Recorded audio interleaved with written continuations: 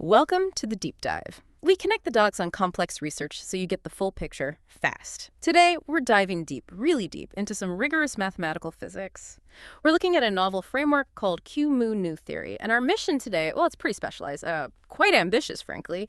We're essentially putting Qμ theory under the microscope, comparing it against the foundational demands of modern covariant quantization.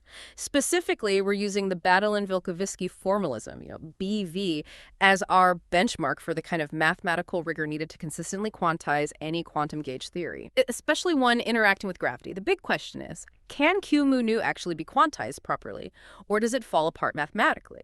Now, as the person focused on Qμ here, I can say its foundation is built on, well, predictive power and a certain elegance. It revolves around this novel idea, an entanglement correction mechanism. That's the dynamic core. And crucially, its parameters, its constants, aren't just fitted, they're uniquely derived. Things like a calculated fractal dimension for spacetime. These are supposedly the mathematical keys linking quantum mechanics and cosmology within the theory. And that's exactly where the challenge kicks in, right? This idea of a unique derivation, the specific foundation.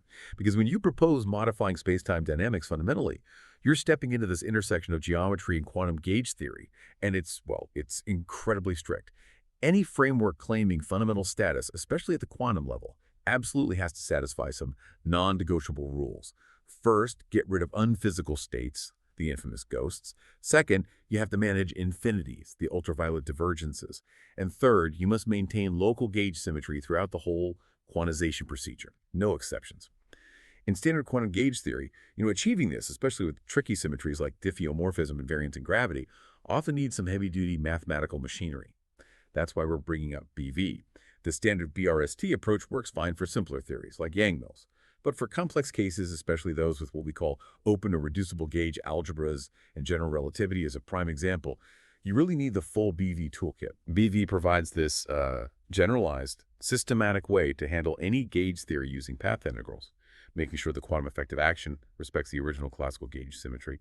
It's a gold standard for consistency. Okay, so the core question for us, and for you listening, boils down to this.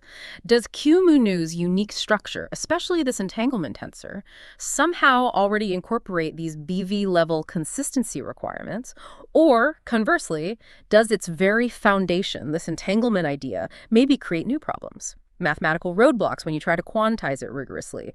Does the tensor regulate itself, or does it introduce troublesome new degrees of freedom? All right, let's try to unpack that. Our focus here has to be dual, right? We need to find the actual mathematical connections, the bridges. Can we link Qμ's predictions, those derived constants, for instance, directly to the kind of structural stability demanded by the BV formalism? Or is it the other way around? Does this entanglement tensor inherently introduce things like negative norm states that just break unitarity? Maybe it looks elegant classically, but is just, unstable quantum mechanically. That's the million-dollar question. Let's start right at the heart of Qμ, those core derived constants. The theory explicitly calculates a fractal dimension for spacetime. Now, this isn't just some adjustable parameter. It points towards a fundamentally different kind of geometry, a non-standard metric maybe. It's not the smooth manifold we assume in standard GR. That's a huge departure. And that's fascinating from a formal perspective. Because that derived geometric feature, this fractal dimension, it must mesh correctly with the symmetry principles that underpin all of quantum field theory. We know in particle physics, right, that conserved quantities, the relationships between fields, they're all dictated by symmetry groups and their Lie algebras. Things like SUN or SON. People study specific algebras like SO2n plus 1 just to understand spinor representations properly. So if this Qμ tensor, the entanglement correction, represents some new force or a modification to gravity, it absolutely must transform consistently under the Poincare group. That's translations and Lorentz transformations. Basic stuff, but critical. This is a key mathematical bridge. And remember, the usual finite dimensional representations we use for fields under the Lorentz group, scalars, vectors, spinors, they are fundamentally not unitary. That's precisely why we always use the Dirac conjugate, the Seibart, not the Hermitian conjugate, Seidegger, to build Lorentz invariants like Seibert Tₘₙ. If Qμ messes with this basic Lorentz structure, it's inconsistent right out of the gate, regardless of cosmology. Okay, so that really puts the spotlight on the tensor structure itself. If we accept this fractal dimension idea, this non-smooth geometry, how can the Qμ tensor possibly maintain compatibility with quantum gauge theory needs, especially diffeomorphism invariance for gravity? That is the core of the BV consistency check. Think about gravity in the linear limit. It's a massless spin-2 field. But why does that even make sense quantum mechanically? It only works because of a specific gauge symmetry, diffeomorphism invariance. And the absolute main job of that symmetry is to remove the unphysical degrees of freedom. Those unphysical states are exactly the negative norm states, the ghosts that would otherwise kill unitarity, make probabilities go negative. It's fundamental. So for Qμ to be viable quantum theory modifying gravity, its entanglement tensor has two options. Either it's just an auxiliary field with no dynamics of its own, or its dynamics must somehow automatically enforce this ghost removal. If the fractal dimension means we need, say, a different kind of derivative or gauge transformation defined on this non-smooth space, then the BV formalism itself, which relies heavily on differential forms, antifields, needs to be shown to still work. Does the gauge algebra still close? Do we need maybe a generalized exterior derivative? Or new kinds of anti-brackets? It gets complicated fast. Right. So we can't just say fractal dimension and move on. We need to know how these constants are derived mathematically. Is it minimizing some action that already includes entanglement terms? Or is it maybe imposing specific boundary conditions in a path integral that somehow mimic these consistency conditions? Where does the derivation actually happen? Exactly. If, for example, this fractal dimension pops out because of a particular way you define the measure and the path integral, maybe like taking a Dallas-Ray epsilon approach seriously as geometry, then maybe the framework is self-regulating. But if it's claimed to be a real physical geometric property, then we have to confront that non-smooth geometry directly, and that leads straight to the next big QFT hurdle, renormalizability. The theory has to make predictions, right? Precise, falsifiable ones, which suggests there's a well-defined action somewhere. But then how does it handle the inevitable infinities, the self-energy corrections that plague quantum field theories? A consistent QFT must be renormalizable. What that means, structurally, is that all those UV divergences, the infinities from high momentum loops, short distances, they all have to cancel out or be absorbed into a finite number of redefinitions, counterterms. You can't need an infinite number of measurements to define your theory. The whole point of renormalization is to ensure things like Green's functions, which describe how particles propagate and interact, stay finite when you express them using measurable quantities. And it's not just the UV, the high energy stuff, is it? What about the other end? Infrared divergences from long distances, low momenta, especially with massless particles. Since Qμ is supposed to be more active at large scales, low dollars, doesn't that create a risk of introducing new IR problems that standard GR avoids? That's a really sharp point, a potential friction point, absolutely. Green's functions, especially if you're dealing with something complex like an entanglement fluid, need to be well behaved across all scales. UV finiteness is crucial, yeah, but Qμ-Nu's scale dependence definitely raises a flag for potential IR issues. Now, if the derivation of its constant somehow inherently limits the kind of operators that can appear, maybe it forbids operators with mass dimension greater than 4, keeping it renormalizable, then it might be okay. But we need to check, does this Qμ-Nu term itself act like a kind of long-distance regulator, maybe giving particles an effective mass at large scales which cuts off IR divergences? Or does its growing influence at large scales actually cause them? That's critical. Which loops back to the big question about formal consistency. Does the mathematical process that derives Qμ-Nu's constants, including that fractal dimension, somehow already enforce the rules, the kind of constraints BV or BRST impose? Because, if it's truly a fundamental theory, shouldn't it solve these problems internally, not rely on us adding extra machinery later? Absolutely. That's the hope for any fundamental theory. Think about string theory. The ghosts only cancel out nicely if the theory lives in the critical dimension, D26 or D₃ It's an internal consistency requirement. So maybe the derived fractal dimension in Qμ-Nu plays a similar role. Maybe it is the critical dimension where its own internal structure automatically eliminates negative norm states. If so, that would be incredibly elegant. But if not, well, if we try to couple Qμ-Nu to, say, the standard model fields, then we have to rigorously analyze that entanglement tensor using the full BV structure. Check its cohomology. Does it introduce new ghost modes? If it does, then the theory immediately needs new symmetries, or you have to explicitly add new ghost and anti-field sectors just to keep it consistent and unitary. And that would mean the entanglement fluid isn't minimal, it's adding unexpected complexity. That complicates its claim as a unified theory quite a bit. Okay, let's shift gears slightly to how the theory actually behaves, its phenomenology, which should reflect this underlying structure.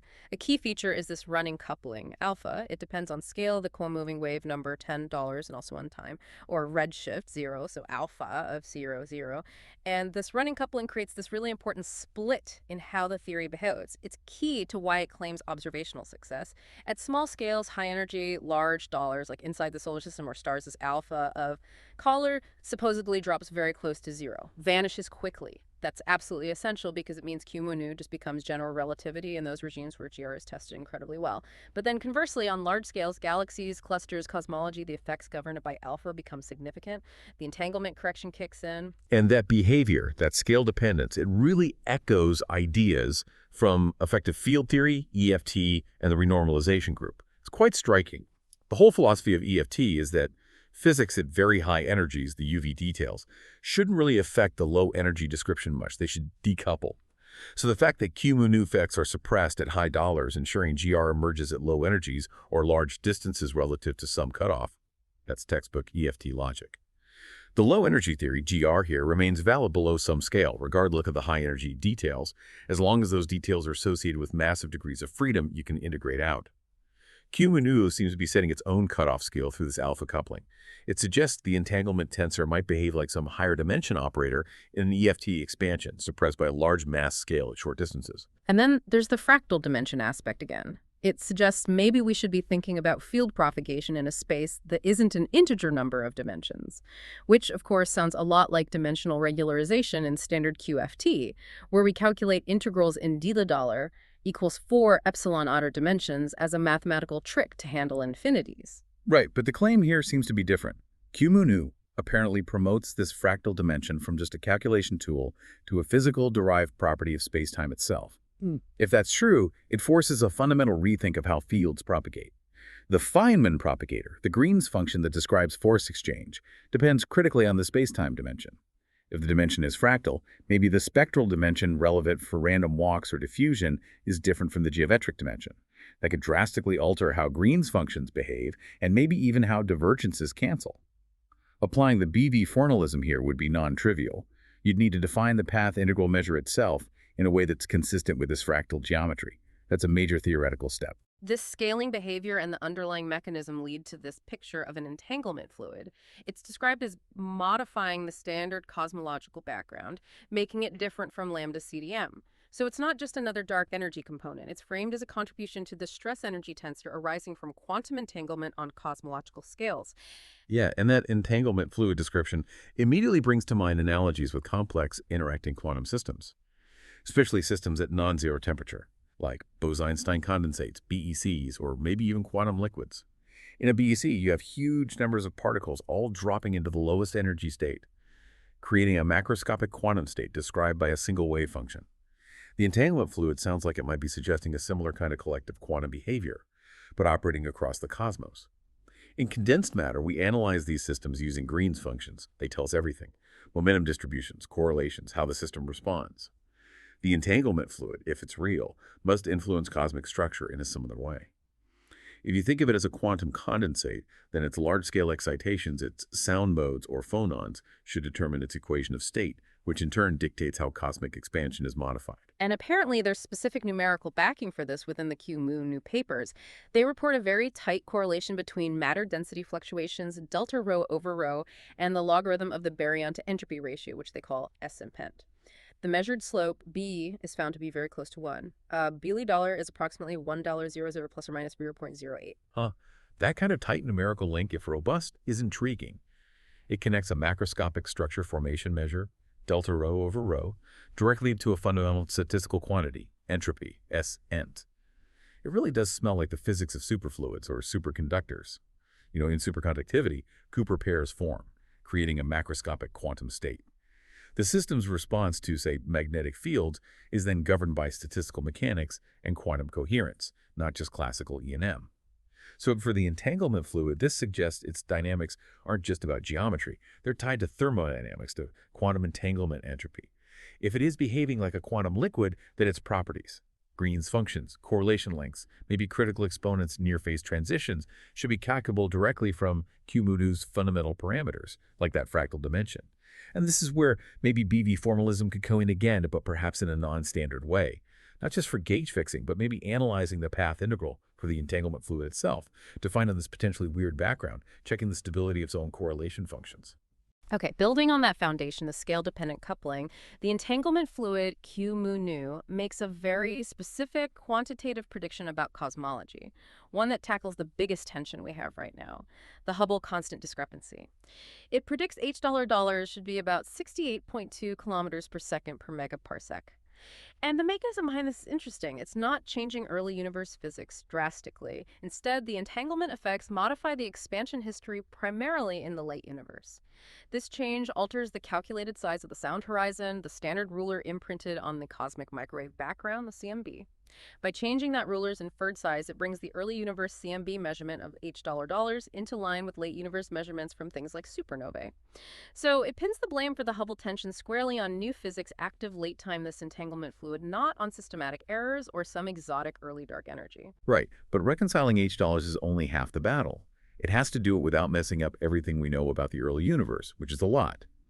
The CMB power spectrum, the plateau, the acoustic peaks is incredibly precise. It confirms the basic inflationary picture. Nearly scale-invariant adiabatic perturbations grew into the structures we see today. Qμ must ensure that its high color limit, where it reduces to GR, holds extremely well back then. We know density fluctuations at the time of the CMB were tiny, like 1 part in 10,000.